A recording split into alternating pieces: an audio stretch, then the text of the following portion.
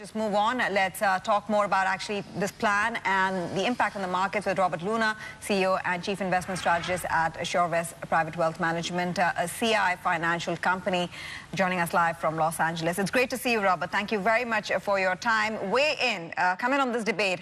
How are you feeling about the stimulus program? Well, I think a lot of it's been telegraphed, and I think in anticipation of this, what we've seen over the last few months is industrial starting to lead. You're showing the numbers earlier, where essentially technologies, underperformed by about 500 basis points. Interestingly, today, though, I think we're seeing a little bit of buy on the rumor, sell on the news. You're seeing some of those industrials sell off, which is recognized in the Dow Jones actually closing down today. But we saw the NASDAQ rally about 1.5%. I think that could be the beginning of something new. You just mentioned a sugar rush, and I think what we're realizing in this economy is a sugar high. These are temporary things, and when you look at what the Fed's predicting, they're talking about 6 to 7% GDP, but when you look out 24 months, they bring that back down to 2. When you have 2% GDP, money's going to rotate right back into growth, and after the run that we've had up in a lot of these industrials, nothing's really cheap anymore. And I think that's going to be a challenge for people who have rotated into all those industrials, because we got the news today, but maybe that's all priced in already. Yeah, that is all priced in. So what does that mean for the markets and the upside from here? If the first quarter is anything to go by with, do you think that it's going to be muted, the performance? Yeah, I think it will be, but I do think you're going to see a rotation back into some of those FANG names, the Facebooks, Amazons, Googles of the world. Those are companies that are still growing 20-25% top line. And believe it or not, some of those are actually a lot cheaper than what we're seeing from some of the industrial companies right now. We started to see a rotation back into a couple of those names. Those names that you just brought up on your screen right now have actually underperformed some of the higher flyers over the last year, your Zooms, CrowdStrikes, and those names. I think as people get a little bit more concerned about the market but still want some growth, these are the types of names I think investors are going to start to look for. Rob, no one likes tax hikes by definition. Taxes and death, the only two things that are assured in life and the only two things that are hated in life, well, amongst many, actually. But anyway, you get my point. So what kind of tax hikes would be palatable and manageable, do you think, without killing off, for example, U.S. manufacturing and without really roiling Wall Street? And what kind of tax hikes would actually be quite damaging? For example, if there's anything on the capital gains front.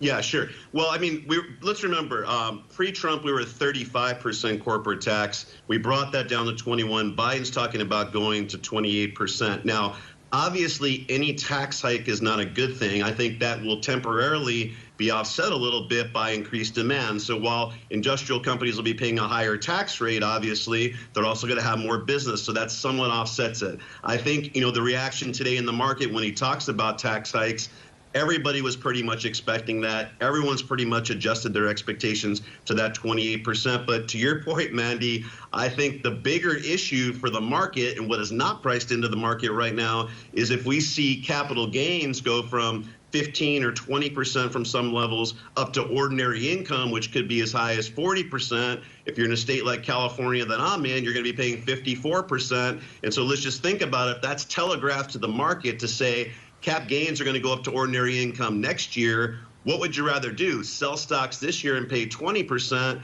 or pay, upwards of 40% on the federal side next year? That'll put some pressure on the market. We didn't hear anything about today. We didn't expect that. I don't expect that to happen, but that's a big underlying risk that people need to be aware of out of the market right here. Do they need to be just aware of it, or do they need to actually start maybe rejigging their portfolio a little bit just in case as a buffer to mitigate that impact? Yeah, what I would say is be aware of it. I personally don't think it's going to happen. As you were mentioning earlier, there's some more moderate Democrats that I don't think want to see that happen also. I mean, even when you look at some of the Democrats like Schumer out of New York, while they're talking about this tax hike, he's actually proposing taking back down the SALT limitations. That's state and local taxes, where when Trump came in, he actually put a cap at 10,000. You used to be able to claim much more than that. So people, even Democrats that are pretty wealthy in states like mine of California, in New York, that was actually a big hit to them. So that's something we're looking at. So I don't think it's going to be as big as everyone's expecting. I do not expect capital gains to go to ordinary income. So you don't want to start selling everything right here, obviously, because look at the alternative. Even though we're up to 1.75, locking your money in for a decade at under 200 basis points isn't that attractive either. So that's why I'm saying stick with these high quality growth names right now that have underperformed a bit. I think that's probably the best place to put your money. How do you construct, and how are you advising to construct a balanced portfolio in this environment where it's going to get harder as the markets go higher to make money?